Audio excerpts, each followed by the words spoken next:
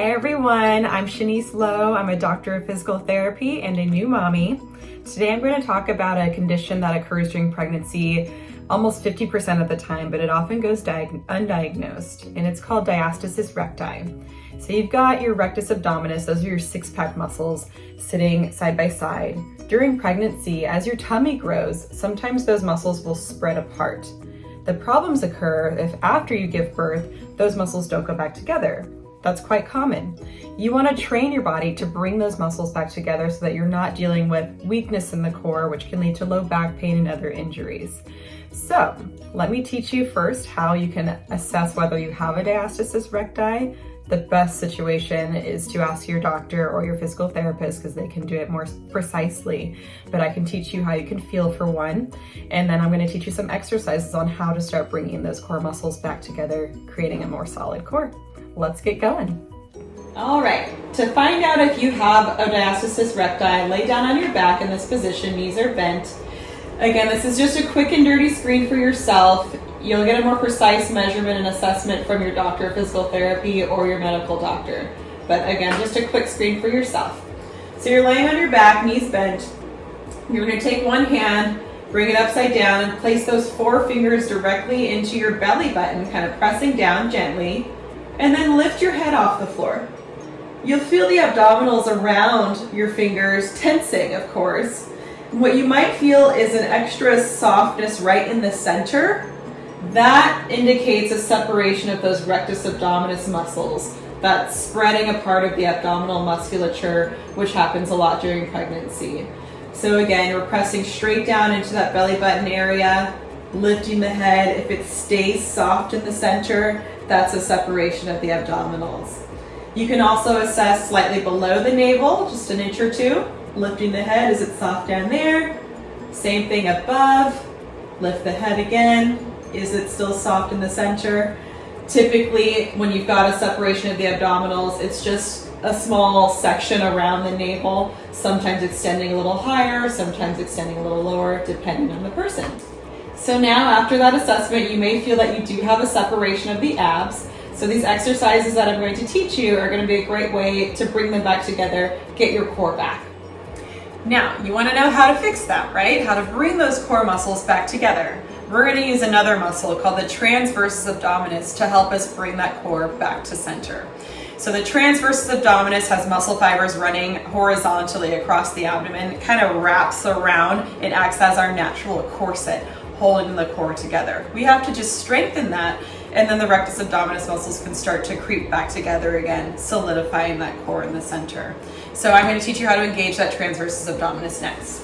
Same position, lying on your back, knees bent. And I want you to place your fingertips just on the inside of your hip bones where it's soft. And then I want you to take a breath in through your nose and then take a long exhale through your mouth through pursed lips, just like this. Long exhale. Again, breathing in through the nose. Exhale all of that air out, out, out, out.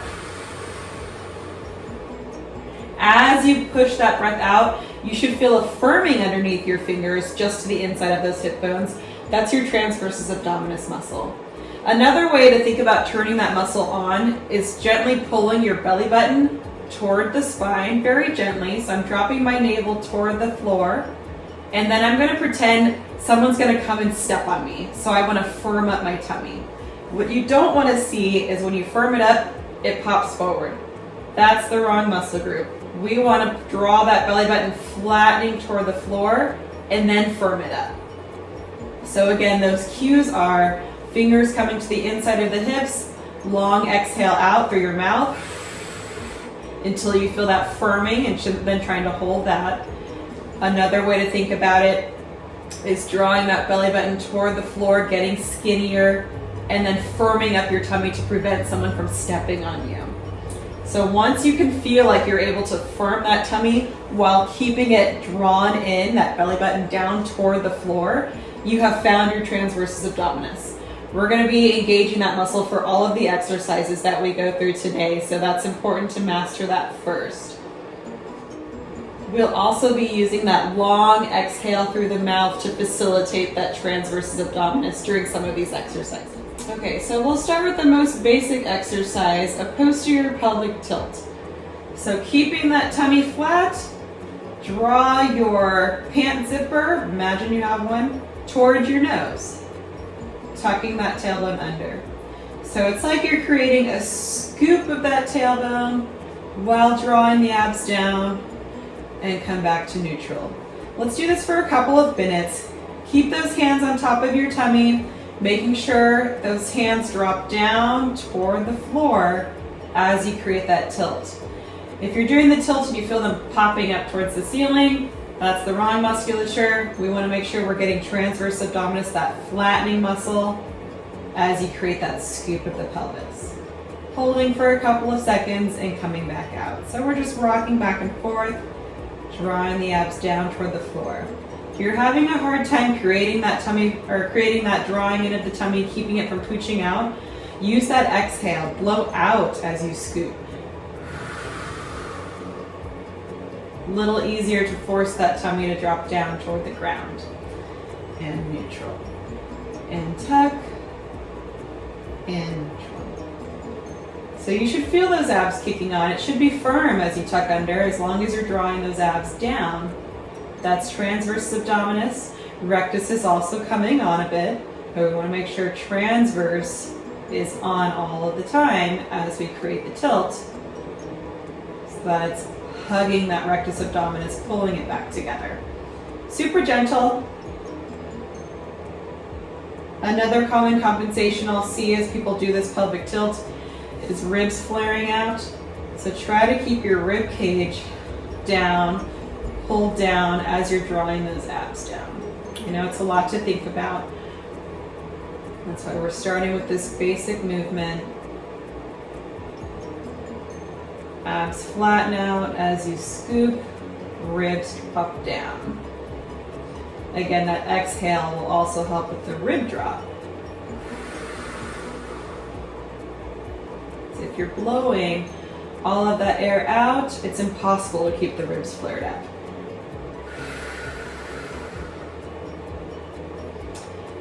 Let's go for about 30 more seconds. Just really building the awareness of that transversus abdominis with this particular exercise. So once you master this, it's going to be so much easier to turn this core muscle on during the other exercises, as well as during your day-to-day activities. That's where it's most important. You want to be able to access that strong core when you're doing things like lifting your baby,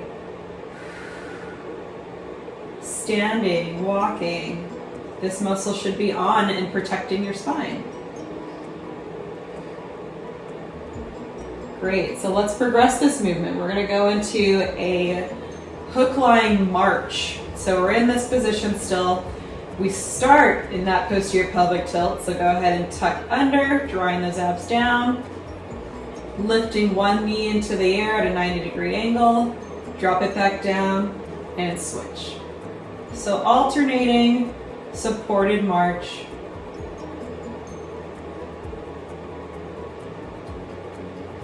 That's level one. If you're able to keep that lower back touching the floor, that tummy flat, try the progression, which is lifting and switching those legs at the same time. So there's a moment in time where both of your legs are in the air, much more challenging on that core. If you feel it pop out or your lower back leaves the ground, that's too much. Go back to the one down, one up. If this one you're finding is, okay, I'm feeling it, but I'm able to keep that position, you can try the progression after that. Level 3, both legs are up and you're alternating, tapping that toe to the ground while keeping those abs pulled in flat, lower back on the floor. I'm going to stay at the level 2 because that's what I think I can maintain for a minute or so that we're going to do this exercise. So find which level works for you. Not the one that you want to do, the one that you actually feel you're in the same position that we started, which is that posterior pelvic tilt, back is against the floor, abs are flat, maintaining that core is stable while the legs move. So it's the weight of our legs that's challenging the abdominals right now. That weight is trying to pull us into that anterior tilt. We're using our abs to keep that posterior tilt. Maybe you can start at level 3 and then drop down to 2 as you fatigue. Maybe you start at 2 and you have to drop down to level 1. That's all fine. The goal is to keep this muscle on for as long as possible. We're building endurance in that transversus abdominis. We've got about 40 more seconds. If you need to pause and breathe, take a pause and breathe. What I'm doing in between my speaking is trying to lengthen my exhale. That helps remind me to flatten my abs and pull my ribs down.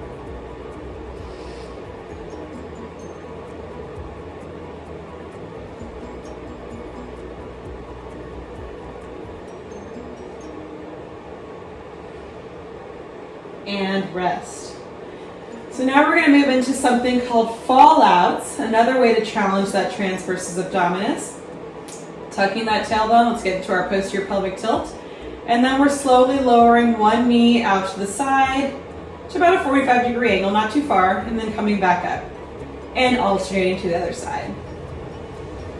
So we're trying to keep, again, the core nice and still, nice and steady, preventing that leg from twisting our bodies and keeping that flattening.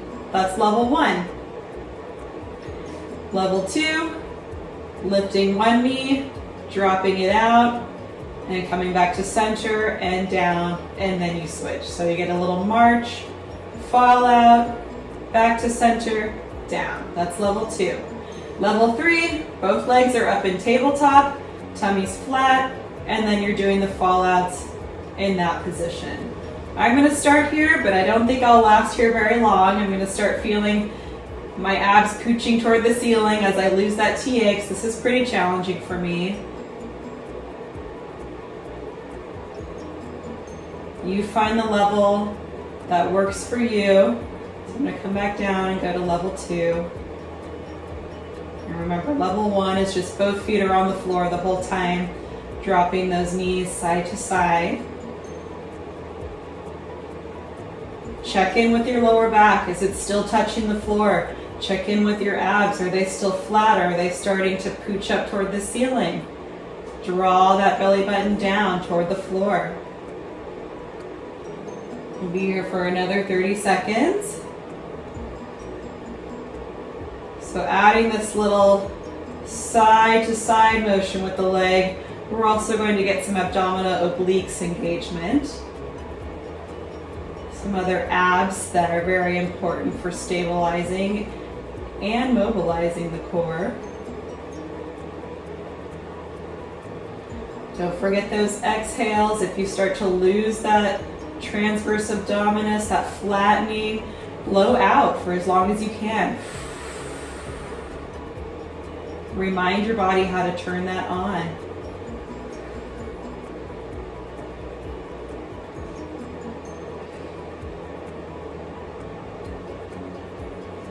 Almost there.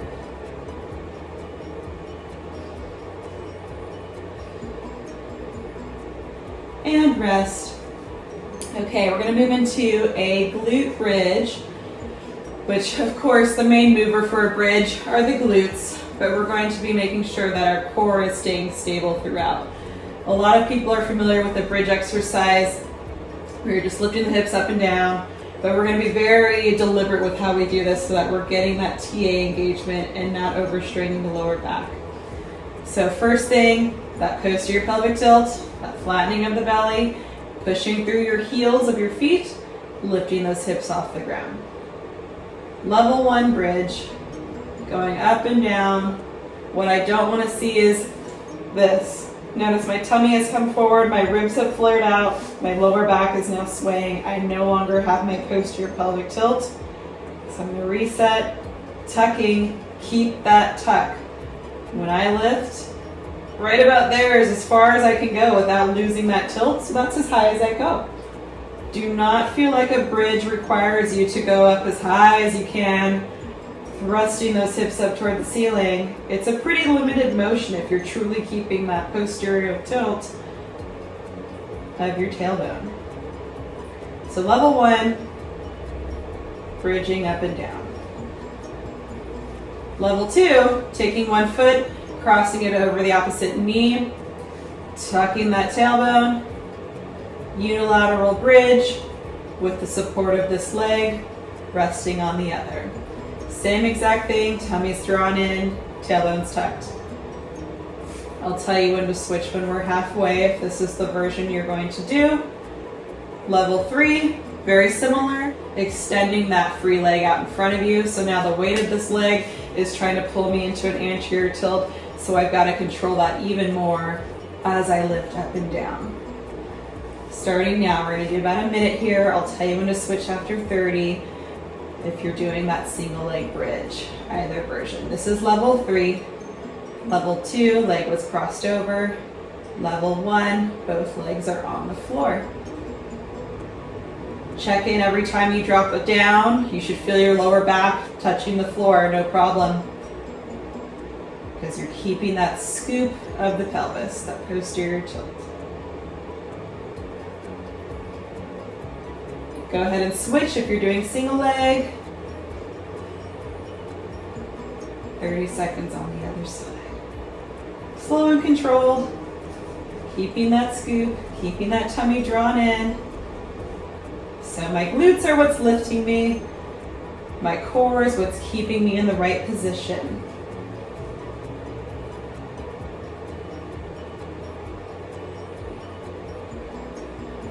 Ten more seconds.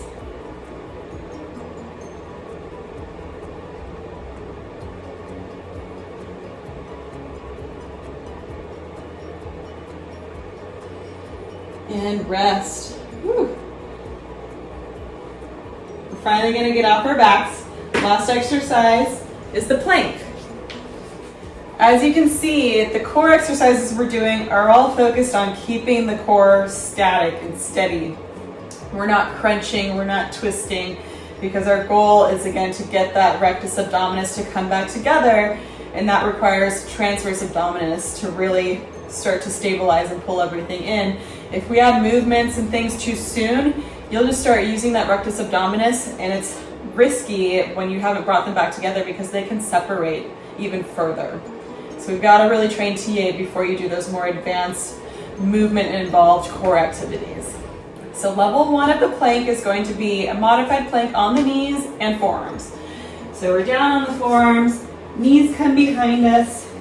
Once you're here, go ahead and do that scoop of the tailbone of the pelvis, that posterior pelvic tilt.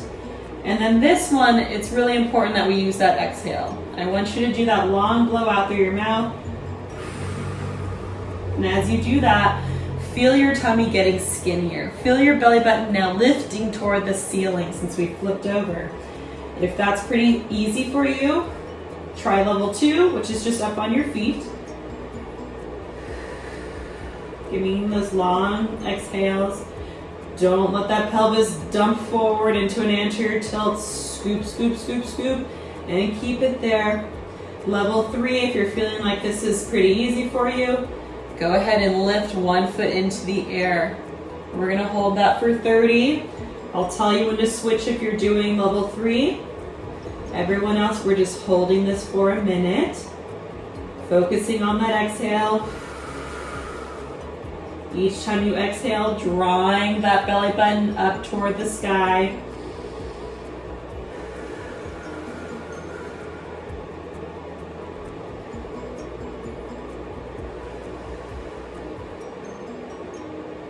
And switch legs if you're doing singles. Scoop that tailbone. Get skinny, get skinny, get skinny. Engaging that transversus abdominis. If you start to feel this in your lower back, that means you need to regress. Drop those knees down, drop that foot down. And down. That is it. So if you're dealing with the diastasis recti, you should do these exercises at least 3 times a week so that you're really training that core. And again, as you go about your day, your body's going to be so much more aware of that muscle. It will start turning on, so you're using it with your day-to-day activities as you should be. I hope that helped you gain some better understanding about diastasis recti and the exercises that you can do to improve it on your own. Please comment below if you have any questions about today's workout, or if you have any other ideas about things you want to see in future videos. I'll keep making them. Thank you as always for showing self-love through exercise. See you next time.